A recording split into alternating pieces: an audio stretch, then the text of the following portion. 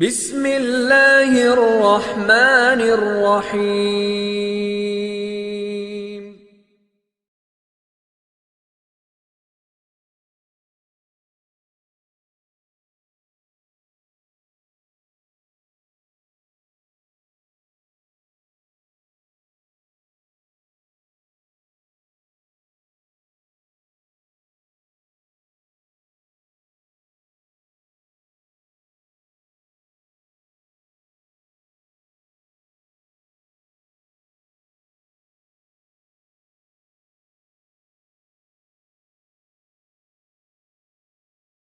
تبارک و تعالیٰ فی القرآن المجید والفرقان الحمید۔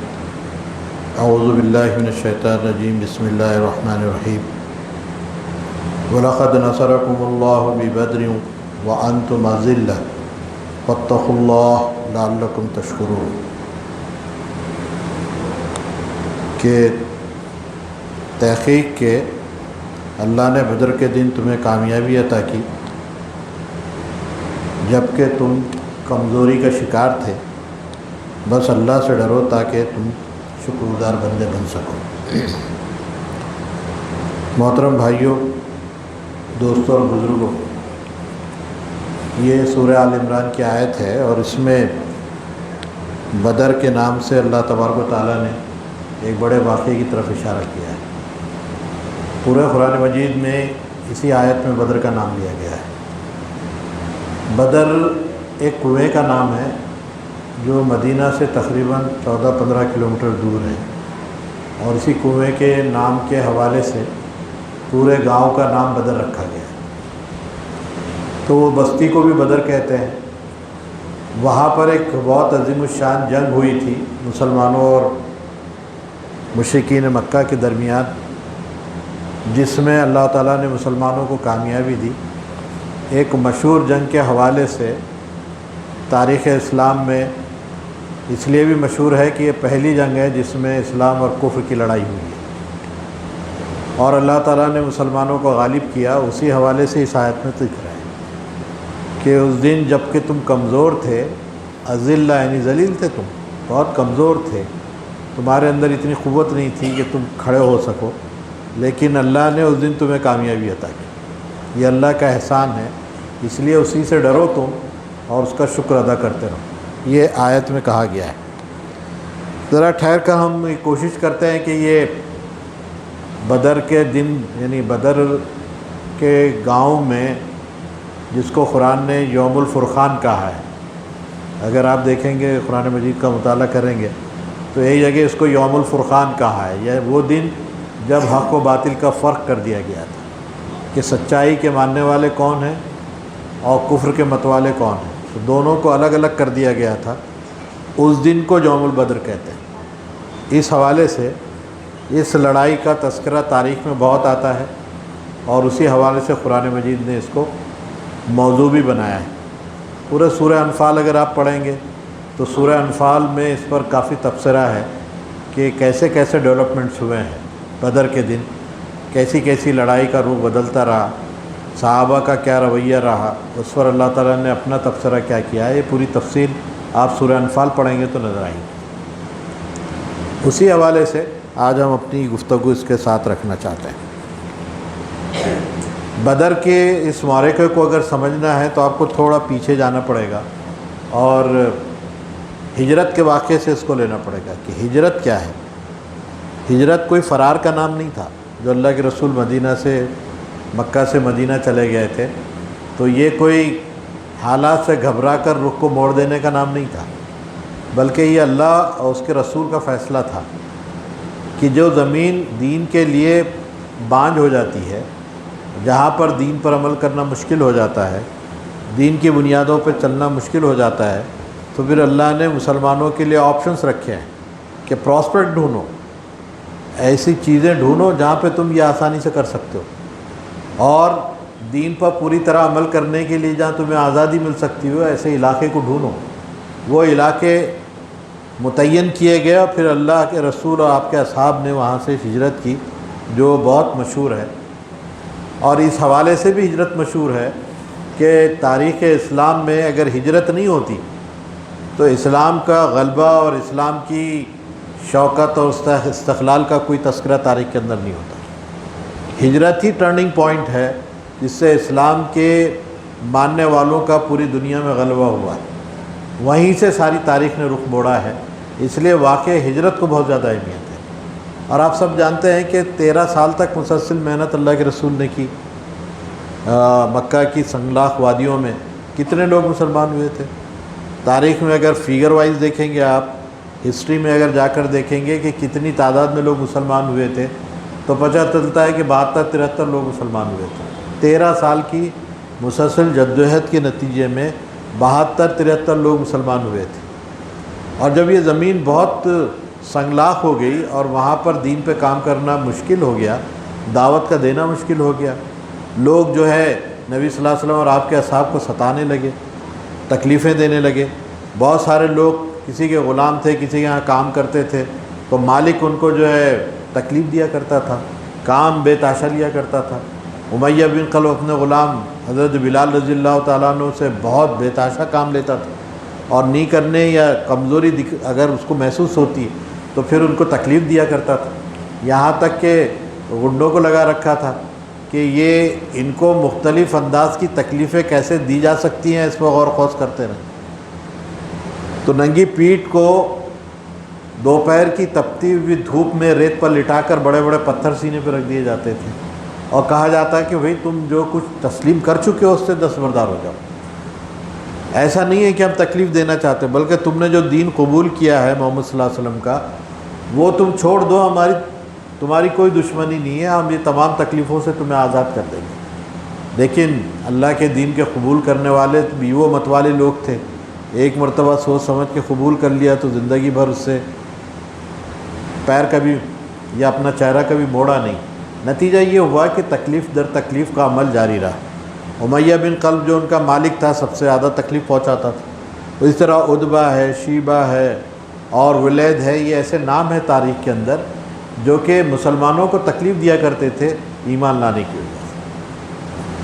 جرت اور ہمت جن لوگوں میں تھی وہ لوگ ایمان لائے، اور انہوں نے جو ہے حوصلے اور استقامت کا ثبوت دیا۔ تو 13 سال کی مسلسل کوشش کے نتیجے میں 72-73 لوگ مسلمان ہوئے تھے، باقی پورا مکہ جو ہے اسلام اور اس کے ماننے والوں کا دشمن ہو گیا تھا۔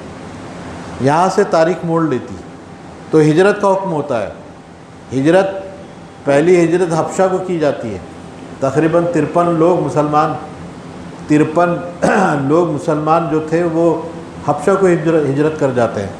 حبشہ اگر آپ نے دیکھا ہوگا تو ساؤتھ افریقہ میں ایتھوپیا نام کا ہے، آرٹیریا نام کا جو ایک چھوٹا سا ملک ہے، وہ حبشہ تھا وہ زمانے میں، وہاں پر وہ مائیگریٹ ہو کر چلے جاتے ہیں، یعنی ان کا پیچھا وہاں بھی نہیں چھوڑا جاتا، وہاں پر بھی لوگوں کو بھیجا جاتا ہے اور ان کے بارے میں بتایا جاتا ہے کہ وہ لوگ ہیں جو اپنے ملک سے غداری کر کے آئے ہیں، انہیں ہمارے حوالے کر دیں۔ بہرحال اللہ تعالیٰ نے ان کے لیے ایک وہاں سیٹلمنٹ کا کوئی انتظام کیا، کچھ دن وہ لوگ رہے وہاں پر، پھر ظلم ستم وہاں بڑھتا رہا مکہ کے اندر، تو پھر دوسری ہجرت ہوئی ہے، اور دوسری ہجرت مدینہ کی طرف ہوئی ہے، اس کو تاریخ میں یثرب کہتے ہیں۔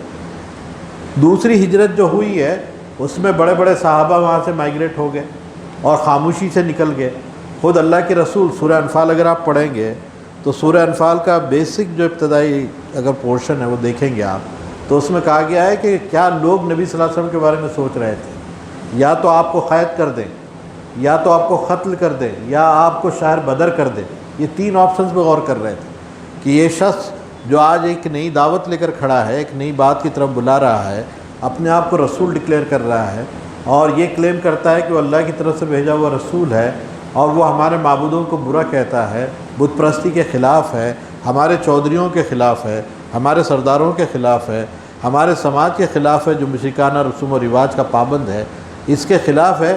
اس لیے اس شخص کے بارے میں فیصلہ کر دیا جائے، نہ رہے بانس نہ بجے بانسری۔ اگر یہ شخص ختم ہو جائے گا، اس کو یہاں سے نکال دیں گے یا قتل کر دیں گے، یا تو اس کو شہر بدر کر دیں گے، تو ہم امن و سکون سے رہیں گے۔ جس وقت یہ سب سوچا جا رہا تھا، جب منصوبہ بندی کی جا رہی تھی، اور بڑے بڑے قبیلے کے طاقتور جوانوں کو تلواریں سوت کر نبی صلی اللہ علیہ وسلم کے گھر کے اطراف پہ لگا دیا گیا تھا کہ جیسی محمد صلی اللہ علیہ وسلم نکلیں ان کے اوپر ایک ساتھ وار کر دینا، اور ان کا جو قتل کا الزام ہے وہ جب پورے قبیلوں پہ آ جائے گا تو سب مل کر اس کی دید ہے یا اس کے قصاص کی رقم جو ہے ادا کر دینا. یہ سب منصوبہ بندی ہو رہی تھی. یہ سب سورہ انفال میں اس کا ذکر ہے، اگر آپ تفصیل سے پڑھیں گے تو یہ سب موجود ہے. اس رات اللہ کے رسول وہاں سے مائیگریٹ ہو کر حضرت ابوبکر صدیق رضی اللہ تعالیٰ کے ذریعے سے مدینہ شفٹ ہوئے. لیکن آپ کی حکمت عملی کیا تھی؟ آپ کی حکمت عملی یہ تھی کہ مدینہ جس رخ پہ تھا آپ نے اپنا رخ ادھر نہیں رکھا، بلکہ اپوزٹ ڈائریکشن میں گئے کہ اگر لوگ تلاش بھی کریں تو وہ تو مدینہ کی طرف جانے والے کی راستے پہ ڈھونڈیں، لیکن آپ اپوزیشن یعنی اپوزٹ راستے کی طرف گئے. اور اپوزٹ راستے کی طرف جو غار ثور ہے 10 کلومیٹر ہے، اگر آپ نے دیکھا ہوگا مدینہ سے 10 کلومیٹر کے راستے پر ایک غار ثور ہے. غار ثور میں آپ نے پناہ لی. غار ثور نے آپ کو 3 دن رکھا اپنے اندر، اور پھر وہاں سے آپ راستہ بدل کر پھر مدینہ پہنچے. اتنی تفصیل کا موقع نہیں ہے کہ اس کے ڈیٹیلز بتائے جا سکے، صرف آپ اتنا سمجھ لیجئے کہ ایک دشوار گزار راستہ تھا جس سے گزر کر آپ مکہ سے مدینہ پہنچے ہیں، اور رات کے اندھیرے میں نکلنا پڑا. بے بسی اور بے کسی کا حالت تھی. اللہ کا حکم تھا، اس لیے آپ نے اس رخت سفر باندھ وہاں سے نکل گئے. جب آپ مدینہ پہنچے تو مدینہ میں پہلے سے ہی آپ کو ویلکم کرنے کا ماحول تھا. استقبال کرنے کے لیے لوگ پہلے سے وہاں موجود تھے، کیونکہ اس سے پہلے بہت سارے لوگ آ کر وہاں کے مل چکے تھے آپ سے، آپ کے ہاتھ پہ بیعت کر چکے تھے. یہ بیعت عقبہ اول، بیعت عقبہ ثانی، 2 بیعتیں ہوئی تھیں، جس میں بیعت کہتے ہیں ہاتھ میں ہاتھ ڈال کر کچھ وعدہ کرنا، ایک پختہ عہد کرنا. اور اس پختہ عہد کرنے کے بعد یہ طے ہوا تھا کہ آپ مدینہ تشریف لائیں گے اور آپ کی حفاظت ہم کریں گے. آپ پر جو بھی تلوار اٹھے گی اس کو ہم اپنے جسم میں برداشت کریں گے. اگر ہمارے آنکھوں کے دائرے جب تک موجود رہیں گے، یعنی یہ پتلیاں جب تک ہماری آنکھوں میں گھومتی رہے گی، اس وقت تک ہم آپ کی حفاظت کریں گے. یہ وعدہ انہوں نے کیا. اس کے بعد اللہ کے رسول وہاں سے مائیگریٹ. اب مکہ والوں کے لیے تو جانو ایک بجلی بن کے گری کہ اچانک محمد صلی اللہ علیہ وسلم کہاں غائب ہو گیا. لوگوں نے کہا کہ اچھا ہوا ایک مسئلہ حل ہو گیا. لوگوں نے کہا کہ نہیں، معلوم کرو کہ کہاں ہیں. اگر یہ محمد صلی اللہ علیہ وسلم اگر زندہ ہیں تو یہ پلٹ کر مکہ پہ آ سکتے ہیں اور اس سے بڑی مصیبت لا سکتے ہیں. یہ شخص کی زبان میں یہ جادو ہے جو لوگوں کو منظم کر دیتا ہے، اور منظم گروہ جب جمع ہوں گے تو پھر مکہ کی وادی جو ہے ان سے جب پر ہو جائے گی تو پھر ہمارا وجود باقی نہیں رہے گا. اس لیے معلوم کرو کہ یہ گئے کہاں ہیں، اور جہاں گئے ہیں وہاں کے لوگوں کو سمجھا بجھا کر ان کے خلاف کرو. یہ ظاہر ہے کہ مدینہ میں اللہ کے رسول نے مصعب بن عمیر ہے، سعد بن معاذ ہے، ایسے بہت سارے صحابہ کے ذریعے سے ایک ماحول بنایا تھا جہاں پر لوگوں نے آپ کو ویلکم کیا اور جہاں آپ کا استقبال ہے. وہاں پر آپ نے جا کر جو ہے سب سے پہلے مسجد نبوی کی بنیاد ڈالی. اس کے بعد جو ہے لوگوں میں مواقعات کروائی. جو لوگ مہاجرین وہاں گئے تھے اور جو لوگ وہاں موجود تھے وہ دونوں کے بھائی چارہ کروائی اور دونوں کو بھائی بھائی بنایا. یعنی مسجد نبوی بنا کر آپ نے اللہ کے ایک فرض کو ادا کرنے کا جو ہے پہل کی، اور آپس میں بھائی بھائی بنا کر مسلمانوں کے کھانے پینے کا انتظام کیا. دونوں ضرورتوں کو آپ نے پورا کیا. جاتے ہی مدینہ میں جو سب سے پہلا کام ہے، آپ نے مسجد نبوی کی تعمیر کی. یعنی خدا کے حق کو فوقیت میں رکھا کہ خدا کا حق کیا ہے بندوں کے اوپر کہ اس کے سامنے جھکا جائے، اور جھکنے کے لیے کوئی مقام ایسا ہونا چاہیے جہاں سب مل کر جھکیں ایک ساتھ. اس لیے مسجد نبوی کی تعمیر پہلے ہوئی ہے. بعد میں مسلمانوں کے جو مسائل ہیں اس میں سب سے پہلے ان کے کھانے پینے کے مسئلوں کو حل کیا گیا، ان کے روٹی اور روزی کا انتظام کیا گیا، اور انصار اور مہاجرین کو ملا کر یہ بتایا گیا کہ آج سے تم بھائی ہو، تم جو کچھ کرتے ہو ان کو ساتھ لے کر کرو. اور اس طرح وہ آپس میں مواقعات جس کو کہتے ہیں بھائی چارہ ان میں بنایا. نتیجہ یہ ہوا کہ ایک دوسرے کا انہوں نے خیال رکھا. جو کاروبار وہ کرتے تھے اس میں وہ شریک کیا، جو کچھ وہ کہیں جاب کرتے تھے، کہیں کوئی بزنس کرتے تھے، اس میں ان کو شریک کیا، اور مل جل کر اس طرح ان کی زندگی گزرنے لگی. گویا ان کے کھانے پینے کا انتظام کیا. تو مکہ والوں کو یہ سب برداشت نہیں ہوا. انہوں نے محسوس کیا کہ ایک ہاتھ سے ہماری چیز نکل گئی ہے، اگر یہ پلٹ کر آئے گی تو ہمارا وجود باقی نہیں رہے گا. تو انہوں نے پھر یہ سازشیں شروع کی. سب سے پہلے تو انہوں نے کہا کہ سارے مکہ کے لوگوں کو جمع کیا، کہا کہ آج جو ہے تمہارے زندگی اور موت کا سوال ہے. اب یہ محمد صلی اللہ علیہ وسلم ایک ایسی جگہ چلے گئے ہیں جہاں پر انہیں ایک قوت ملنے والی ہے، اور یہ قوت تم پر جب بل پڑے گی تو تمہارا وجود ختم ہو جائے گا. تو کیا کیا جائے؟ اس کے بعد انہوں نے ایک منصوبہ بندی کی. انہوں نے کیا کہ لاؤ سب مل کر مال جمع کرتے ہیں اور جو ان کا ٹریڈ تھے وہ زمانے میں انٹرنیشنل ٹریڈ جو ہوتے تھے، اور اس کا جو کنسیپٹ تھا وہ زمانے میں جس حال میں بھی کہ مکہ سے شام کی طرف وہ جو ہے تجارت کیا کرتے تھے، شام میں اپنی چیزوں کو بیچتے تھے اور شام کی چیزوں کو لا کر اپنی جگہ بیچتے تھے۔ وہ جو ہے سردیوں میں جو گرمی کے زمانے میں جو شام کی طرف جاتے تھے تاکہ وہ ٹھنڈا علاقہ تھا، اور گرمیوں کے اندر یمن کی سردیوں کے اندر یمن کی طرف جاتے تھے کہ وہ گرم علاقہ تھا، کہ سردیوں میں ادھر کا سفر کرتے تھے اور گرمیوں میں شام کا سفر کرتے تھے۔ اور یہ جو کراسنگ ہوتی تھی مکہ سے شام کو جانا اور مکہ سے یمن کو جانا، اس میں مدینہ کہیں نہ کہیں ان کو پڑتا تھا، اسپیشلی خاص طور سے شام کو جب یہ جاتے تھے، سیریا کو جب جاتے تھے تو وہ کراس روڈ کے اوپر مدینہ پڑتا تھا، اور وہاں ان کو یہ ڈر تھا کہ اب ہماری جو تجارت ہے وہ کیسے ہوگی، اگر محمد صلی اللہ علیہ وسلم نے راستے کو کاٹ دیا اور یہ راستے پر اپنے پیادوں کو بٹھا دیا تو پھر ہمارے لیے تجارت مشکل ہو جائے گی۔ لیکن تب بھی انہوں نے یہ منصوبہ کیا کہ آؤ سب مل کر ایک تجارت کرتے ہیں اور سب مل کر پارٹنر بنتے ہیں، اس کا جو پروفٹ ہوگا اس پروفٹ سے ہتھیار وغیرہ خرید کر مدینے کی اندر جو مسلمان چلے گئے ہیں ان کو ایک ساتھ ختم کر دیں۔ یہ ان کی منصوبہ بندی تھی۔ پورے جو سیرت نگار ہیں انہوں نے سب لکھا ہے کہ ابو سفیان نے ایک قافلہ تیار کیا، سارے مکہ کے لوگوں نے اپنا پیسہ لگایا، اس میں انویسٹ کیا، اور یہ پیسے سے جو ہے ایک تجارت کی گئی، اور تقریباً 100 اونٹوں 40 لوگ اس کے لیے تیار ہوئے، اور 100 سے زیادہ اونٹوں کے اوپر یہ مال تجارت شام گیا، اور شام سے بہت زیادہ پروفٹ کما کر واپس آ رہا تھا۔ یہ جو واپسی کا جو پیریڈ ہے 2 ہجری کا ہے۔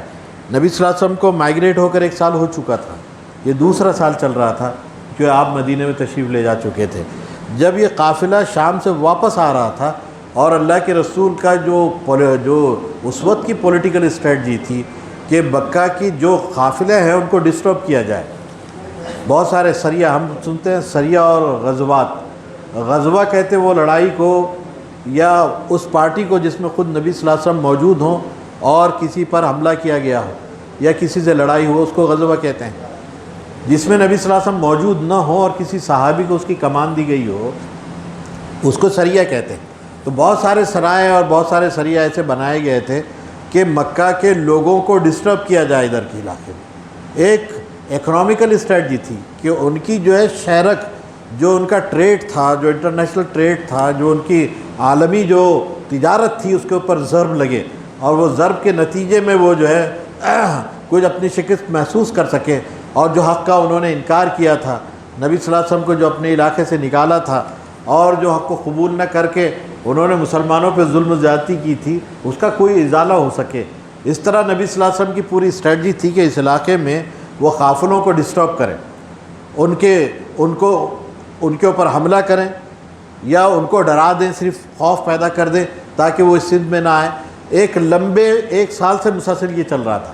جب شام سے یہ قافلہ واپس آ رہا تھا تو مسلمانوں کی میٹنگ ہوئی، باضابطہ اجلاس ہوا کہ اس کو کیا کیا جائے۔ یہ طے ہوا کہ اس کو گھیرا جائے، اس قافلے کو گھیرا جائے۔ ظاہر ہے کہ یہ ایک بڑی دولت کما کر آ رہا ہے، اور مکہ کے جو خوشحال لوگ تھے ان کا پیسہ اس کے اندر لگا ہوا ہے۔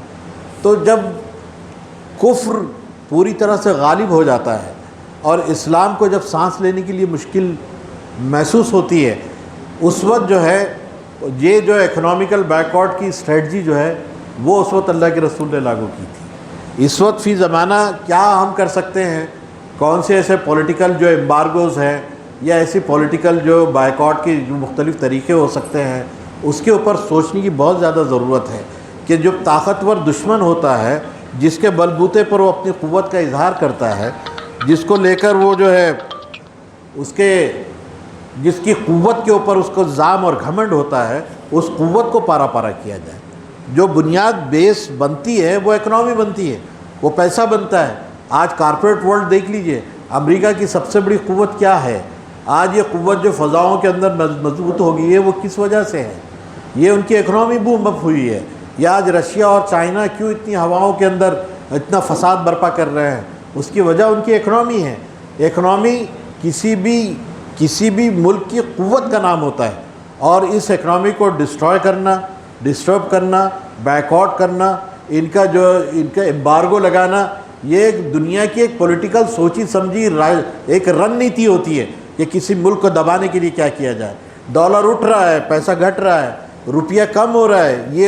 یہ اکنامی کی دنیا میں ایک لڑائی کا ایک نیا انداز ہے جو اس دور کے اندر ہے. لیکن ایسا نہیں ہے کہ پہلی دفعہ ہے، بلکہ ماضی میں بھی یہ سب ہوتا رہا ہے. اور اللہ کے رسول نے شاید جنگوں کے اندر پہلی دفعہ جو ہے یہ اکنامیکل امبارگو کا اور بائیکاٹ کا فیصلہ کیا تھا. جب یہ قافلے کو گھیرنے کے لیے 313 لوگ نکلے اور ان کا رخ تھا کہ یہ قافلوں کو گھیریں گے، اور اس نے جو کما کر اور جو لوگوں کا انویسٹمنٹ تھا کما کر جو مسلمانوں کے خلاف اس کو استعمال کرنا چاہ رہے تھے اس پر ضرب لگائیں گے. جب یہ قافلہ اس طرف گیا تو ابو سفیان زیرک آدمی تھا، وہ اس وقت تک مسلمان نہیں ہوا تھا. اس نے محسوس کیا کہ ہو سکتا ہے کہ جس طرح ایک سال سے مسلمانوں کی جو اسٹریٹجی ہے، ہو سکتا ہے اس قافلے کے اوپر بھی حملہ ہو جائے اور یہ حملے کے نتیجے میں جو کچھ کما کر لایا گیا ہے وہ برباد ہو جائے، اور جو کچھ خرید و فروخت انہوں نے محنت سے کی ہے اس کا کوئی بے ثمر ہو جائے. تو اس نے ایک میسج بھیجا مکہ کو کہ میں جو ہے مسلمانوں کی زد میں ہوں، وہ چاہے تو مجھ پر کب بھی حملہ کر سکتے ہیں، اس لیے مجھے ایک کمک کی ضرورت ہے، مجھے ایک ایسے لوگوں کی ضرورت ہے جو مجھے اس بھنور سے نکال سکے، اس بحران سے نکال سکے. چنانچہ مکہ میں ایک بڑی پارلیمنٹ بیٹھی جو دارالندوہ جس کو کہتے ہیں، ان کی پارلیمنٹ کا نام تھا دارالندوہ. ان کی پارلیمنٹ بیٹھی اور انہوں نے محسوس کیا کہ محمد صلی اللہ علیہ وسلم کے بارے میں اب کیا کیا جائے.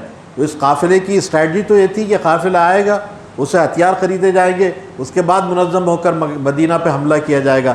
لیکن ابھی تو یہ صورتحال ہے کہ یہ قافلہ ہی خطرے میں ہے اور یہ قافلے کا آنا ہی مشکل ہے، اور اس کے بعد کا معاملہ تو دور کی بات ہے. تو اب کیا کیا جائے؟ یہ فیصلہ کیا گیا ہے کہ فوج تیار کیا جائے، اور ایک فوج تیار ہوئی ہے. تقریباً 900-1000 سے زیادہ لوگ جو لڑنے مرنے اور مارنے کے لیے تیار تھے، انہوں نے اپنے آپ کو جو پیش کیا اور ایک مضبوط فوج جو ہے بنا کر نکالی گئی یہ قافلے کو بچانے کے لیے کہ مسلمانوں سے قافلہ کس طرح بچایا جا سکتا ہے. بعد میں ابو سفیان نے راستہ بدل کر مسلمانوں کے جو سرحد تھی اس میں سے نکل کر جو ہے سمندر کے کنارے وہ مکہ کی طرف پہنچ گیا. اور مکہ میں جب پہنچا تو اس نے کہا کہ اب میں خیریت سے پہنچ گیا ہوں، اب تمہاری فوج کو بلوا لو. یہ میسیج جب وہ فوج کو گیا جو اس کو بچانے کے لیے نکلی تھی، تو اس میں بہت گھمنڈ والے اور کبر والے لوگ تھے. ابو جہل جیسا آدمی تھا اس میں، اور عتبہ اور شیبہ اور ولید جیسے جو ہے بڑے بڑے سردار تھے جو ناک پہ مکھی بیٹھنے نہیں دیتے تھے. انہوں نے کہا کہ اچھا اب تو یہاں تک آ گئے ہیں تو چلو ہمیشہ کے لیے مدینے کا صفایا ہی کر دیتے ہیں. اب وہ قافلہ تو بچ گیا چیلے، وہ تو ٹھیک ہے، لیکن اب یہاں تک جب اتنے دور آ گئے ہیں اور اسی منشا کے مطابق آ گئے ہیں تو چلو اب جو کچھ ہے اسی کے ساتھ سب معاملہ آر و پار کا ہو جائے. اور اس میں بہت سارے لوگ تھے جیسے سعید بن نظام ہیں جو انہوں نے محسوس کیا کہ اب یہ مناسب نہیں ہے، قافلہ جب بچ کر نکل گیا ہے تو ہمیں واپس ہو جانا چاہیے. تو وہ اپنی فوجوں کو لے کر وہ اپنے ٹکڑے کو لے کر الگ ہو گئے. لیکن بہت سارے لوگوں کے دماغ میں یہ تھا کہ نہیں، جب آ گئے ہیں تو پورا معاملہ کر کے ہی جائیں گے اور مدینے کے تہس نہس اس کا باجا بجا کر جائیں گے. یہ ان کا فیصلہ تھا. اب وہ اس اعتبار سے انہوں نے ابو جہل سب سے زیادہ اڑا ہوا تھا.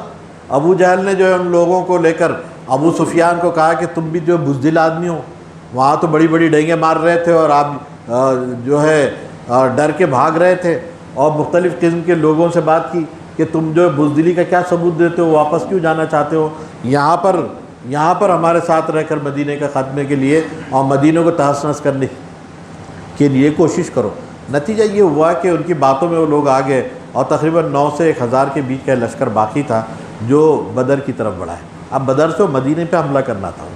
یہ بدر میں جب مسلمانوں کو معلوم ہوا کہ ابو سفیان کا قافلہ ان کی زد سے نکل چکا ہے تو پھر انہوں نے مشاورت کی کہ کیا کرنا چاہیے. اب یہ قافلہ تو نکل گیا ہے، اب کیا کیا جائے. تو مسلمانوں نے فیصلہ کیا کہ یہ جو فوج جو ان کی حفاظت کے لیے آ رہی تھی، اس کا مقابلہ کیا جائے. یہ ان کا مشورہ تھا. قرآن مجید نے اللہ تعالیٰ نے اس پورے واقعے کو کوٹ کیا ہے. اس کی اگر تفسیر آپ پڑھنا چاہتے ہیں تو پڑھ لیجئے. بہت تفصیل سے ان کے موومنٹس کا، ان کے راستوں کا ذکر قرآن نے کیا ہے. اتنے باریک تبصرے کیا ہے ان کے اوپر. آپ قرآن مجید کو پڑھیں گے تو پتہ چلے گا کہ ان کے موومنٹس میں بھی تبصرہ کیا ہے کہ کیسے موومنٹس ہیں ان کے. انہوں نے ایک ایک جو عمل کیا ہے اس کا تاریخی طور پر ریکارڈ پہ لایا ہے. ہم اپنی نمازوں میں ان آیتوں کو پڑھتے ہیں. ان کا ایک عمل تھا، جب مسلمان بدر میں پہنچے تو انہوں نے بڑھ کر جو ہے کنوؤں کے اوپر جو ہے قبضہ کر لیا، کنوؤں کے اوپر قبضہ کر لیا. اور جب یہ مکہ کے مشرکین آئے تو ان کو نشیب میں جگہ ملی، یعنی ایسی حالت میں کہ مسلمان اونچائی پہ تھے اور یہ نیچے تھے.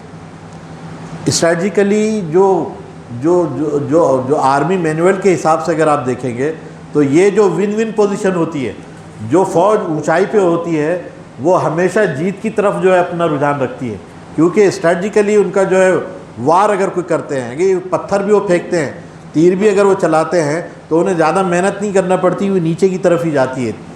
اونچائی کی طرف تیر مارنے میں بڑی محنت لگتی ہے اور بہت قوت لگتی ہے، لیکن نیچے کی طرف جانے میں بہت آسانی سے لوگ مار سکتے ہیں. تو اللہ تعالیٰ نے اسٹریٹجیکلی بھی مسلمانوں کو اونچی جگہ پہنچا دیا تھا، اور کافر و مشرکین کو جو جگہ ملی تھی وہ نیچے ہے. اس میں سے ایک یہ ہے کہ اوپر سے بارش ہو گئی، بارش نے پانی کو اوپر کی سطح کو، اس کی ریت کو تو مضبوط کر دیا، لیکن نیچے دلدل ہو گیا، تو ان کے لیے اور پریشانی کی بات ہوئی. گویا اللہ تعالیٰ نے ان کے لیے ایسے مواقع پیدا کیے کہ ان کے اندر بے دلی پیدا ہو، کہ یہ ان کے لیے مصیبت در مصیبت کا سامان ہوتا رہا. جو غرور اور جو گھمنڈ اور جو کبر کے ساتھ انہوں نے اپنے جلوس نکال کر جو لائے تھے مکہ سے، وہ اللہ تعالیٰ ان کو ذلیل کرنا چاہتا تھا شروع سے. وہاں پر جب اللہ کے رسول نے اپنی فوجوں کو متعین کیا تو بہت سارے صحابہ نے مشورہ دیا کہ آپ نے یہاں کیوں رکھا ہے، یہاں سے کہیں دوسری جگہ شفٹ ہو جائیے.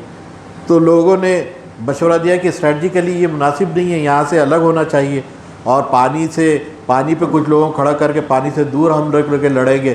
بہرحال اس وقت کی جو اسٹریٹجی تھی اس وقت بنائی گئی، اور پھر جو لڑنے کا اس وقت کا جو معروف طریقہ تھا کہ پہلے عام حملے نہیں ہوتے تھے بلکہ 1 to 1 لڑائی ہوتی تھی. ادھر سے کچھ لوگ نکل کے آتے تھے، ادھر کے کچھ لوگ نکل کے آتے تھے، ان کے اندر پہلوانی ہوتی تھی، ان میں لڑائی ہوتی تھی. تو مکہ کے کچھ لوگ نکل کے آئے، ان میں عتبہ تھا، ان میں شیبہ تھا، اور وہ لوگ ان میں ولید تھا. یہ 3 لوگ نکل کے آئے. کہا کہ ہمارے مقابلے میں کون ہے مسلمانوں میں سے آتا ہے. تو مسلمانوں میں سے نکل کے آئے عبداللہ بن روا، مسلمانوں میں سے نکل کے آئے جو عوف اور معوذ بن عرفہ، یہ 3 لوگ نکل کے آئے. پوچھا تم لوگ کون ہو؟ اور کہا کہ ہم جو ہے مدینہ کے رہنے والے ہیں. کہا کہ ہماری لڑائی تم سے نہیں ہے، تم واپس جاؤ، تم کھیتی باڑی کرنے والے لوگ ہو، ہمیں تو شہ سوار چاہیے، ایسے مردانے وار چاہیے جو ہماری سطح کے ہوں، ہماری سطح کے. اگر تمہارے پاس کوئی لوگ ہوں تو ہم ان سے لڑیں گے، یہ مدینے والوں سے ہماری کوئی لڑائی نہیں ہے. تم نے جن لوگوں کو اپنے پاس ٹھہرایا لڑائی ان سے ہے، ان میں کا کوئی بہادر ہوتا ہے تو وہ آئے سامنے. تو اللہ کے رسول نے اس اعلان کے بعد جو عتبہ نے کیا تھا، اپنے اہل بیت میں سے 3 لوگوں کو کھڑا کیا. عبیدہ بن جرہ، یہ عبیدہ بن حارث بن ابی المطلب کے ایک پوتے تھے، حارث جو ان کے باپ تھے ان کا لڑکا عبید، ان کو کھڑا کیا. حمزہ بن ابو المطلب کے دوسرے بیٹے حمزہ کو کھڑا کیا. تیسرے علی بن ابی طالب بن ابی المطلب، حضرت علی کو کھڑا کیا. یہ 3 لوگوں کو تینوں کے مقابلے میں کھڑا کیا. حضرت حمزہ نے تو ایک ہی وار میں عتبہ کا کام تمام کر دیا.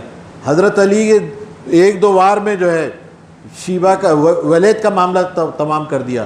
لیکن عبید جو لڑتے ہوئے ان کا پیر کٹ گیا، اور جو شیبہ نے ایک وار ایسے کیا کہ ان کی جو پیر کی نس کٹ گئی اور وہ لنگڑاتے ہوئے.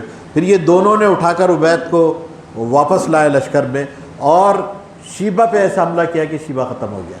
شیبہ ختم ہوا، عتبہ ختم ہو گیا، ولید ختم ہو گیا، ان کے 3 بڑے سردار جو مارے گئے. اس کے بعد عام گھماسان ہوا. عام گھماسان یہ تھا کہ ہر آدمی ایک دوسرے پہ تل پڑا، اور مسلمانوں نے بہادری کا اس میں ثبوت دیا. مسلمانوں نے عبد الرحمن بن عوف ایک صحابی ہیں، وہ روایت کرتے ہیں، بخاری و مسلم نے اس کو کوٹ کیا ہے. وہ کہتے ہیں کہ میں نے دیکھا کہ جب معرکہ بہت تیزی سے رن بڑھ گیا تو میں نے دیکھا کہ آدمی چاہتا ہے کہ ایسے مشکل حالات میں آزو بازو مضبوط لوگ ہوں تو لڑائی کے اندر کوئی مدد کسی کی مل سکے. لیکن میں نے دیکھا کہ میرے بازو 2 بچے ہیں، اور 2 بچے بھی ایسے کم سن ہیں، اور میں نے محسوس کیا کہ اگر لڑائی ہوگی تو بچے میری مدد کیا کریں گے، یہ بچوں ہی کی مدد کرنا پڑے گی.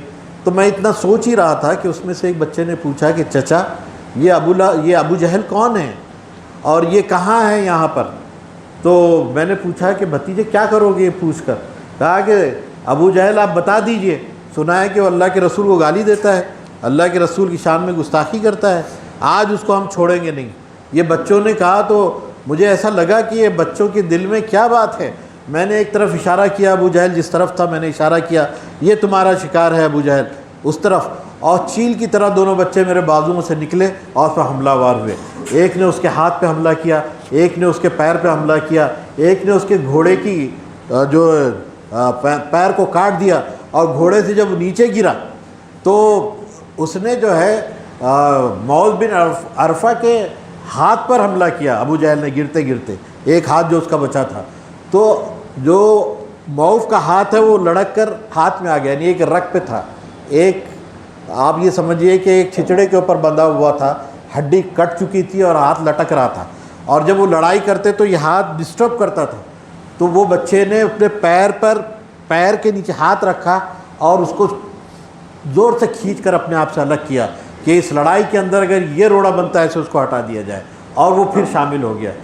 تو میں یہ عرض کر رہا تھا کہ دونوں بچوں نے ابو جہل پہ حملہ کیا، اور ابو جہل کو جب گرا دیا نیچے، جب گر گیا ابو جہل اٹھنے کے قابل نہیں ہوا، تو پھر وحشی بن یہ حضرت بلال رضی اللہ تعالیٰ عنہ نے اس کی گردن کاٹی ہے۔ تو اس وقت بھی وہ کیا کہہ رہا تھا کہ میں جانتا ہوں کہ تو غلام ہے، لیکن میری گردن ایسی کاٹ کے زیادہ اونچی رہ سکے، یعنی میں اس دنیا کے اندر مرنا بھی چاہتا ہوں تو اونچی گردن کے ساتھ رہنا چاہتا ہوں، ایسی جگہ سے میری گردن کاٹ کہ گردن ذرا اونچی اور لمبی رہے، تاکہ یہ دنیا والوں کو معلوم رہے کہ میں کس ناک سے رہنا چاہتا تھا۔ یعنی غرور اور تکبر اور کبر اس قدر اس شخص کے اندر بھرا ہوا تھا۔ اور یہ معرکہ جو ہوا، اس بیچ میں بہت ساری روایتیں ملتی ہے، اللہ کے رسول نے جو ہے ہوا کے رخ کو دیکھنے کے لیے تیر چلانے کے لیے جب حکم دیا تو ایک مٹھی بھر جو مٹی ریت اٹھائی اور ہوا میں اچھالی، تو اللہ تعالیٰ نے اس پر بھی قرآن کی آیت نازل کی۔ اس نے کہا کہ یہ جو تم نے خاک پھینکی ہے، یہ تم نے نہیں پھینکی، یہ ہم نے پھینکی ہے۔ اس سے ایک ہوا کا رخ معلوم ہوا، تیر کس طرف چلانے چاہیے، تیر کا رخ اپوزٹ تو نہیں ہے، ہوا کے خلاف تو نہیں پڑتا ہے، یہ سب اسٹریٹجیز کو اختیار کیا گیا، اور یہ معرکہ مسلمانوں نے کامیابی کے ساتھ جیتا ہے۔ اس میں وہ بہت سارے جو سوچنے والے اور سمجھنے والوں کے لیے بھی ہے کہ یہ لشکر کا اندازہ انہوں نے کیسے کیا کہ کتنا لشکر ہے۔ انہوں نے کیا، قرآن کہتا ہے کہ ہم نے تم کو ان کی نظر میں اور ان کو تمہاری نظر میں بہت تھوڑا بتا دیا تھا، یعنی مسلمانوں کو کفر اور شرک کا جو لشکر ہے بہت چھوٹا نظر آ رہا تھا، اور ظاہر ہے کہ جب کوئی چیز چھوٹی نظر آتی ہے تو ہمت زیادہ بڑی ہے، اگر کوئی لشکر اگر بڑا نظر آ جائے تو پھر ہمتیں ٹوٹتی ہیں۔ تو جو آرمی کا اور جنگ کے جو طریقے ہوتے ہیں، ان طریقوں کے اندر پھیل کر حملہ کرنا بھی ہوتا ہے تاکہ دشمن کو لشکر بہت لمبا چوڑا لگے۔ بہت زمانے کے بعد خالد بن ولید جو ہے اس اسٹریٹجی کو اختیار کرتے تھے، اور وہ پہلی صف میں گیپ رکھتے تھے، ایک دو لوگوں کے گیپ رکھتے تھے، اور اس کے پیچھے وہ گیپ میں دوسری صف میں دوسرے آدمی کو رکھتے تھے تاکہ دور سے دیکھنے والا معلوم ہو کہ اتنی لمبی صفیں ہیں۔ اور آخر میں 2-3 کلومیٹر دور جانے کے بعد صرف دھول کو اڑانے والے لوگوں کو رکھا کرتے تھے کہ معلوم ہو کہ لشکر کا اینڈ وہ ہے جہاں دھول اڑ رہی ہے اور وہاں سے اڑ رہی ہے۔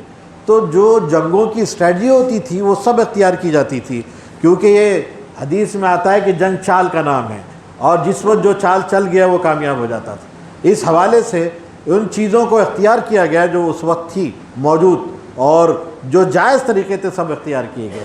نتیجہ اس کا یہ ہوا کہ اللہ نے انہیں کامیابی دی۔ یہ پہلا معرکہ تھا کہ بڑے بڑے سردار 70 کے قریب لوگ ان کے مارے گئے، 14 صحابہ شہید ہوئے، جن میں سے 6 مدینہ کے لوگ تھے اور 8 مکہ کے لوگ تھے۔ یہ 14 لوگ وہاں شہید ہوئے۔ آج بھی اگر آپ بدر کے میدان میں جائیں، اگر اللہ نے توفیق دی تو جا کے دیکھیے، وہ 14 کے نام وہاں پہ لکھے ہوئے ہیں، جن کی ایک اجتماعی خبر ہے، جن کو جو ہے وہاں پر دفن کیا گیا ہے۔ یہ معرکہ اس حوالے سے پورا ہوا ہے۔ مسلمانوں کی پہلی جنگ ہے جس میں کامیابی ملی ہے۔ کوئی سوچ نہیں سکتا تھا کہ بے بس بے کس مسلمان اس طرح یہ معرکہ آرائی کے اندر آ جائیں گے۔ کسی کو امید نہیں تھی کہ مکہ کے اس طرح باحوصلہ اور مشہور لوگ اور کافی جو ہیروز کو جو ہے اس طرح سے شکست ہوگی اور مسلمان غالب آ جائیں گے۔ اس کے اندر 2-3 چیزیں سمجھنے کی ہے، میں وہ باتوں کی طرف توجہ۔ یہ ایک تو واقعہ ہے جو تاریخ کے اندر ملتا ہے، قرآن مجید میں، احادیث میں، سیرت کی کتابوں میں ملتا ہے، لیکن اس کے اندر جو سب سے اہم بات ہے کہ اس سے ہمیں کیا ملتا ہے، اس واقعے سے ہمیں کیا ملتا ہے، اس کی طرف دو تین باتیں میں عرض کر کے اپنی بات کو ختم کرنا چاہتا ہوں۔ پہلی بات یہ ہے کہ یہ معرکہ جو ہے جس کے کمبینیشن میں تناسب کے اندر کوئی برابری نہیں تھی، اس میں 313 ایک طرف تھے اور 1000 ایک طرف تھے، یعنی 1/3 کا فرق تھا۔ ایک حصہ یہ تھے اور 3/4 یہ لوگ تھے، تو گویا یہ ہے کہ کوئی تناسب نہیں تھا، یہ بہت زیادہ تھے اور مسلمان کم تھے۔ تو اس سے اس بات کا پتہ چلتا ہے کہ اللہ تعالیٰ نے کم لوگوں کو غالب کر دیا بڑے کثرت پر۔ قلت اور کثرت کی جو فلسفی ہے اور اقلیت اور اکثریت کی جو گنجائشیں ہم لوگ نکال لیتے ہیں، اللہ کے پاس اس کی کوئی اہمیت نہیں۔ کون لوگ کم ہیں، کون لوگ زیادہ ہے، اس کی کوئی اہمیت نہیں ہے۔ اللہ کے نزدیک کوالٹی کی اہمیت ہے، کوانٹیٹی کی نہیں ہے۔ حنین میں جب مسلمان زیادہ ہو گئے اور زیادہ لشکر ان کا ہو گیا، ان میں غرہ تھا، قرآن کہتا ہے کہ جب تم کو اپنی تعداد پہ غرہ ہو گیا تو اللہ نے تمہاری فتح کو شکست سے بدل دیا، تمہاری فتح کو شکست سے اللہ نے بدل دیا، کہ غرہ تمہیں اپنی فوج پر تھا کہ تم زیادہ ہو گئے ہو تعداد پہ۔ حنین میں جب اپنے آپ کو تم نے زیادہ محسوس کیا تو اللہ تعالیٰ نے تمہیں وہاں شکست دے دی، لیکن یہاں تم کمزور تھے، یہاں تھوڑے تھے، تم خود اپنی جان کو ڈر رہے تھے کہ کیا ہوگا، لیکن اللہ نے یہاں غالب کر دیا۔ تو قرآن مجید نے بہت صاف کہا ہے کہ کبھی کبھی ایسا ہوا ہے کہ چھوٹے گروہ بڑے گروہ پہ اللہ کے ان سے غالب ہو جاتے ہیں، چھوٹے گروہ غالب ہو جاتے ہیں، اور پوری تاریخ اس بات پہ گواہ ہے کہ کوالٹی جو ہے وہ ہمیشہ جو ہے حکومت کرتی ہے، کوالٹی حکومت کرتی ہے، مائنورٹی حکومت کرتی ہے، میجورٹی حکومت نہیں کرتی۔ ڈیموکریسی کی پوری فلسفی الٹ جاتی ہے یہاں پر قلت اور کثرت کے معاملے میں، کیونکہ ڈیموکریسی کوئی نظریہ ہی نہیں ہے دنیا کے اندر، یہ سب دھوکے بازیاں ہیں، یہ سب ایک میتھ ہے، متھ، اور یہ صرف ایک امیجنری چیزیں ہیں، اس کا کوئی وجود حقیقت کی دنیا میں نہیں ہے۔ کتنے لوگ ووٹ ڈالتے ہیں، کتنے لوگ ووٹ ڈالتے ہیں، میجورٹی کتنے لوگوں کی ہے؟ بھارت کی اگر ڈیموکریسی کی بات کریں آپ، جو سب سے بڑی ڈیموکریسی ہے دنیا کی سب سے بڑی ڈیموکریسی ہے، اور امریکہ کی ڈیموکریسی سب سے پرانی ڈیموکریسی ہے، یہ دونوں ڈیموکریسیز کو اگر انالیسس کریں گے آپ تو کتنے لوگ ووٹ ڈالتے ہیں؟ جتنے ووٹرز ہوتے ہیں، آبادی کتنی ہوتی ہے؟ آبادی اگر 100 کی ہوتی ہے تو ووٹرز 50 ہوتے ہیں، 50 ووٹرز میں سے ووٹ کتنے لوگ ڈالتے ہیں؟ وہ 50 سے 60% ووٹ ڈالتے ہیں۔ 50-60% ووٹ جو ڈالے جاتے ہیں ان میں سے اگر 20-25-30% جس کو مل گئے وہ حکومت بناتا ہے۔ تو آبادی اگر 100 ہے تو اس آبادی کا کتنا تناسب ووٹ ڈال کر جو ہے حکومت بناتا ہے؟ ہمیشہ مائنورٹی حکومت کرتی ہے، اس بات کو اچھی طرح سمجھ لیجئے، دھوکہ دیا جاتا ہے میجورٹی کے نام پر۔ قلت اور کثرت کی ساری فلسفی فلاپ ہو جاتی ہے اس واقعے کے اندر جو بدر کے میدان میں ہم دیکھتے ہیں۔ کبھی کبھی قرآن مجید نے بہت اہم بات کہی ہے، قرآن مجید جو ایک بات کہتا ہے کہ اعوذ باللہ من الشیطان الرجیم بسم اللہ الرحمن الرحیم کم من فیۃ قلیلۃ غلبت فیۃ کثیرہ باذن اللہ واللہ مع الصابرین، کہ اکثر ایسا ہوا ہے کہ چھوٹے گروہ بڑے گروہ پہ غالب ہو گئے اللہ کے اذن سے، اللہ کے حکم سے، اور اللہ جو ہے صبر کرنے والوں کے ساتھ ہے۔ تھوڑے لوگ ہوں، کوالٹی والے ہوں، صبر کرنے والے ہوں تو بڑی بڑی جمعیت کے جو حوالے رائٹ آف کر سکتے ہیں۔ یہ ہے پوری کی پورا درس جو جنگ بدر سے ملتا ہے۔ کوالٹی چاہیے، وہ 313 کی کوالٹی چاہیے، وہ ایمان چاہیے۔ ایک صحابی تھے، کھجور کھا رہے تھے، کہا کہ اللہ کے رسول مجھے کیا ملے گا؟ کہا کہ اگر تم شہید ہو گئے تو جنت ملے گی۔ کہا کہ جنت کے بیچ میں اور میرے بیچ میں فاصلہ کتنا ہے؟ بس ایک تلوار ہے اور میری گردن کا کٹ جانا ہے۔ کھجور کو ایک طرف کہا کہ اس میں دیر ہو رہی ہے، یہ کھجور میں جو کھا رہا ہوں اس میں دیر ہو رہی ہے، جنت میرا انتظار کر رہی ہے، اور سیدھے معرکے میں گھسے اور شہید ہو گئے۔ اللہ نے ان کو کامیاب کر دیا۔ جن لوگوں نے قربانیاں دی ہوئی، اسلام آج جو نظر آ رہا ہے انہی کی دین ہے۔ جن لوگوں نے اس وقت قربانیاں دی ہیں، اپنی جانوں کے نذرانے دیے ہیں، اسلام جب پھلتا پھولتا آج جو نظر آ رہا ہے ان کی دین ہے۔ آج اگر قربانیاں نہیں دی جائے گی تو اگلی نسلوں تک اسلام نہیں پہنچے گا، اگلی نسلوں تک اسلام نہیں پہنچے گا۔ اس کو اچھی طرح سمجھ لیجیے۔ آج جو صورتحال بن کے آئی ہے، آج جو مسائل جو ہمارے ہیں، اس کے اندر جی جان کھپانے والے کتنے لوگ ہیں؟ تبصرے کرنے والے بہت ہیں، جی جان کھپانے والے کتنے لوگ ہیں؟ لگ کر کرنے والے کتنے لوگ ہیں؟ صحیح تجزیہ کرنے والے کون لوگ ہیں؟ صحیح راستہ دکھانے والے کتنے لوگ ہیں؟ کیا کرنا ہے کون بتانے والا ہے؟ سب کی اپنی اپنی ڈھپلی ہے، سب بجا رہے ہیں، لیکن کر کیا رہے ہیں؟ امت کا پورا سواد اعظم کیا کر رہا ہے؟ امت مل بیٹھ کر سوچتی کیوں نہیں ہے؟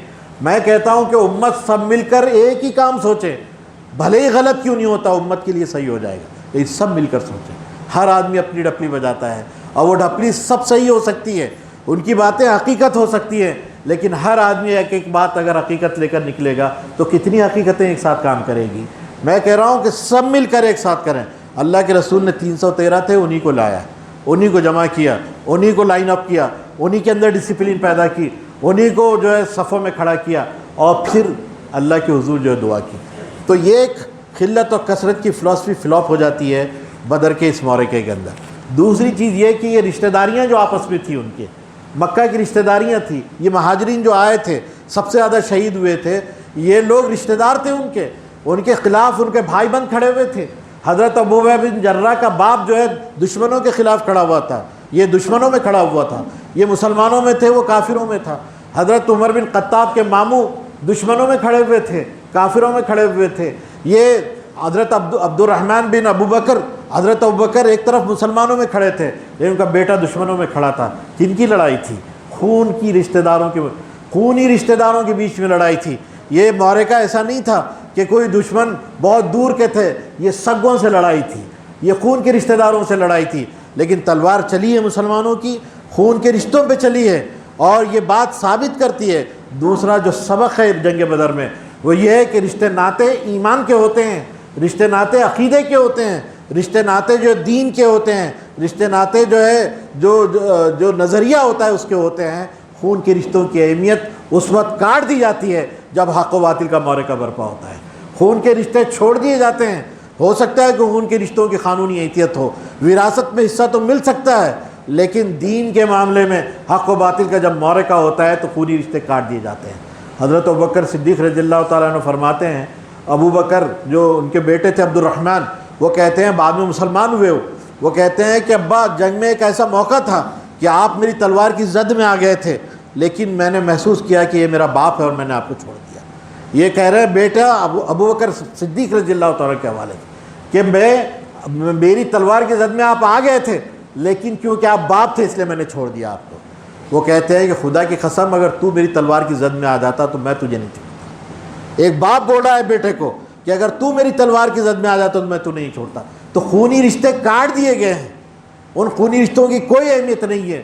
تو جنگ بدر کا دوسرا سبق یہ ہے کہ حق و باطل کے معرکے میں خونی رشتوں کی کوئی اہمیت نہیں ہوتی، خونی رشتے ہمیشہ کاٹ دیے جاتے ہیں۔ دین کے معاملے کے اندر خونی رشتوں کو پسپور ڈال دیا جاتا ہے، اور عقیدے کے رشتے کو جو ہے پاس و خیال رکھا جاتا ہے۔ کیوں ہمارے دل تڑپتے ہیں ان عراق اور شام کے مسلمانوں سے؟ کون سے خونی رشتے ہیں ہمارے ان کے؟ لیکن یہ ایک بندھا ہوا رشتہ ہے ایمان کا، ایک کلمے کا رشتہ ہے، ایک عقیدے کا رشتہ ہے، ایک اسلام کا رشتہ ہے جو ان سے ہمارے دل تڑپتے ہیں، اور ان کے دل بھی تڑپتے ہوں گے ہمارے معاملے میں کہ یہاں پر ہمارے ساتھ کیا ہو رہا ہے، کتنے ریاستوں میں ہم پر کیا دن گزر رہے ہیں، رمضان کے مہینوں میں کس طرح ہمارے گھر اجاڑے جا رہے ہیں، کس طرح مسجدوں پہ بھگوے لہرائے جا رہے ہیں۔ ان کے دل بھی تڑپتے ہوں گے اس حوالے سے کہ جب وہ یہ واقعات سوشل میڈیا پہ دیکھتے ہوں گے، یہ کون سا رشتہ ہے، یہ کون سی رشتہ داریاں ہماری ہیں، کون سے ہمارے جو ہے خونی رشتے ہیں۔ یہ خون کی رشتے نہیں ہیں، یہ دین کے رشتے ہیں، یہ عقیدے کے رشتے ہیں، یہ ہے ہمارے جو ہے کلمے کا رشتہ جو اللہ نے ہمارے بیچ میں باندھ رکھا ہے، اس کی وجہ سے تڑپتے ہیں۔ تیسری چیز جو اس حوالے سے ہمارے بیچ میں سمجھنے کی ہے وہ یہ ہے کہ وسائل جتنے بھی ہیں سب جمع کیے جائیں۔ مکہ کے اندر جب لوگ دوڑ کے آئے تھے تو وہ تو بہت مسلح لوگ تھے، تلواریں تھیں، اونٹ تھے، گھوڑے تھے، سب تھے ان کے پاس، لیکن مسلمانوں کے پاس کیا تھا؟ 2 ٹوٹی ہوئی تلواریں تھیں، ایک کو ہینڈل نہیں تھا، دوسری کی نوک ٹوٹی ہوئی تھی، 2 ٹوٹی ہوئی تلوار، یہ 8 تلواریں تھیں، 2 گھوڑے تھے، 70 اونٹ تھے، اس سے زیادہ کچھ نہیں تھا۔ ان کو تلواریں مین میں رکھنے کو مین بھی موجود نہیں تھی، تو کھجور کے پٹوں کے بیچ تلواروں کو رکھ کر رسی سے باندھ کر لے جایا جا رہا تھا۔ وسائل جو تھے وہ آرگنائز کیے جا رہے تھے، کھانے کو نہیں تھا، کھجور کی گٹلیاں چوستے رہے، کھجور کی گٹلیاں چوستے رہے، روٹی کھانے کو نہیں تھی۔ اور کبھی ایک آدمی گھوڑے پہ بیٹھتا، دوسرا آدمی پیدل چلتا، اس طرح اونٹ پر کچھ لوگ بیٹھتے، کچھ پیدل چلتے، جو کچھ وسائل تھے اکٹھا کیے جا رہے ہیں۔ تیسری بات جو جنگ بدر سے معلوم ہوتی ہے کہ جو وسائل اکٹھا کیے جائیں، معرکہ جب برپا ہوتا ہے تو یہ نہیں دیکھا جاتا ہے کس کے پاس کیا ہے، بلکہ جو کچھ ہے وہ سمیٹا جاتا ہے، اس کو آرگنائز کیا جاتا ہے۔ 313 تھے، 313 لائے گئے، 2 گھوڑے تھے، 2 گھوڑے لائے گئے، 70 اونٹ تھے، 70 اونٹ لائے گئے، اور 8 تلواریں تھیں، 8 تلواریں لائی گئی۔ ان کو سب بندہ کیا گیا اور پھر اللہ کے رسول سجدے میں گرے ہیں، اس وقت گرے ہیں۔ تو دعا کا مقام بھی کہاں ہے یہ سمجھنے کی ضرورت ہے۔ بدر کا معرکہ بتاتا ہے کہ وسائل کی تنظیم کے بعد دعا کی جائے، دعا اس سے پہلے نہ کی جائے۔ دعا یہ نہیں کی جائے گی کہ اللہ بس کامیاب کر دے۔ اللہ سچویشن میں سرگرمی کو محبوب کرتا ہے۔ دعا کیا ہے؟ دعا ایک آرزو کا نام ہے، دعا ایک طلب کا نام ہے، دعا جو ہے تمنا کا نام ہے، اور یہ تمنا، آرزو اور جو خواہش ہے وہ اگر سرگرمی کے بغیر ہوگی تو کامیابی نہیں ہوگی۔ ہو سکتا ہے کہ دعا اٹھا کر رکھ دی جائے آخرت کے لیے، لیکن دنیا میں یہ کامیاب نہیں ہو سکتی۔ بغیر دعا، بغیر سرگرمی کی جو ہوگی کامیاب نہیں ہوگی۔ اللہ آخرت میں ذخیرہ بنا دے گا لیکن زمین پہ کامیابی نہیں ہوگی۔ وہ دعا جس کے پیچھے سرگرمی ہوتی ہو، اس کے پیچھے وسائل لگتے ہوں، جو بھی وسائل ہوں، جو بھی لگتے ہوں، اللہ اس دعا کے اندر کامیابی عطا کرتا ہے۔ جب اللہ کے رسول سجدے میں تھے، چادر گری جاتی تھی، حضرت ابوبکر کہتے تھے کہ اللہ کے رسول اپنے آپ کو کیا ہلاک کر دیں گے؟ اللہ بہت مہربان ہے، وہ آپ کو کامیاب کرے گا۔ کبھی سجدے میں جاتے، کبھی کھڑے ہوتے، پروردگار آج انہیں تو کامیاب کر دے، اگر یہ آج ناکام ہو جائے تو قیامت تک تیرے دین کا نام لینے والا کوئی نہیں ہوگا۔ یہ اگر ناکام ہو گئے، یہ 313 آج ناکام ہو گئے تو پھر قیامت تک تیرے دین کا نام لینے والا کوئی نہیں ہوگا۔ یہ بات یہ کہہ رہے ہیں، یہ اللہ کے رسول جو آخری ہے وہ کہہ رہے ہیں کہ دین کا نام لینے والا کوئی نہیں ہوگا، اسے کامیابی دے دے۔ دعا کہاں کی جا رہی ہے؟ دعا کا مقام کیا ہے؟ دعا کس طرح ہو رہی ہے؟ اس کو محسوس کیجئے۔ وسائل سب آگے ہیں، تنظیم ہو گئی ہے، سب وسطہ کھڑے ہیں، میدان کارزار جم چکا ہے، اس موقع پر دعا ہوتی ہے اور پھر اللہ اس میں کامیابی عطا کرتا ہے۔ اس کامیابی کے نتیجے میں پورے عرب کے اندر مسلمانوں کی دھاک بیٹھ جاتی ہے۔ یہ ہے وہ معرکہ جو جنگ بدر کے حوالے سے 17 رمضان کو ہوا ہے۔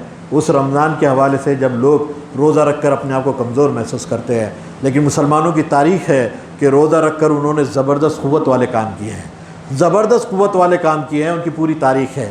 ری انجویٹ ہوتا ہے، روزہ ری انجویٹ کرتا ہے، دوبارہ قوت کو جو ہے بحال کرتا ہے، اندر کی قوت کو بحال کرتا ہے، جس سے معرکے بڑے بڑے لڑے جاتے ہیں۔ 9 معرکے اللہ کے رسول نے لڑے ہیں، 9 رمضان اللہ کے رسول کو ملے ہیں، اور یہ 9 رمضانوں میں ایک رمضان کے علاوہ کوئی رمضان ایسا نہیں ہے جس میں کوئی لڑائی نہیں ہوئی، کوئی لڑائی نہیں ہوئی۔ یہ بدر، حنین سب لگتے ملتے، کبھی جنگ ہو رہی ہے، کبھی جنگ کی تیاری ہو رہی ہے، کبھی جنگ کے بعد کے حالات کو نپٹا جا رہا ہے، منصوبہ بندی ہو رہی ہے۔ 8 رمضان اللہ کے رسول کیسے گزرے ہیں جس میں جنگی صورتحال تھی۔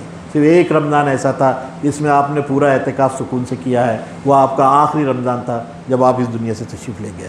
تو میرے بھائیوں، رمضان کو کمزوری کا مہینہ مت سمجھو، رمضان کو کمزوری کا مہینہ مت سمجھو، یہ قوت والا مہینہ ہے، قوت دینے والا مہینہ ہے، ری انجویٹ ہونے والا مہینہ ہے، حالات کا مقابلہ کرنے والا مہینہ ہے، لوگوں کی آنکھوں میں آنکھیں ڈال کر بات کرنے والا مہینہ ہے، لوگوں کی ہمت اور حوصلہ دینے کا مہینہ ہے، یہ صلہ رحمی کا مہینہ ہے، یہ صبر کا مہینہ ہے، صبر کا نتیجہ جو ہے جنت ہے۔ یہ سب احادیث کے اندر موجود ہے، اس طرف میں توجہ دلانا چاہتا تھا۔ اور یہ 17 رمضان جو اللہ تعالیٰ نے ہمارے لیے، اس رمضان میں بھی 17 رمضان آتے ہیں، اس میں ایک اور دوسرا آتا ہے کہ 20 رمضان کو بھی فتح مکہ ہوا تھا۔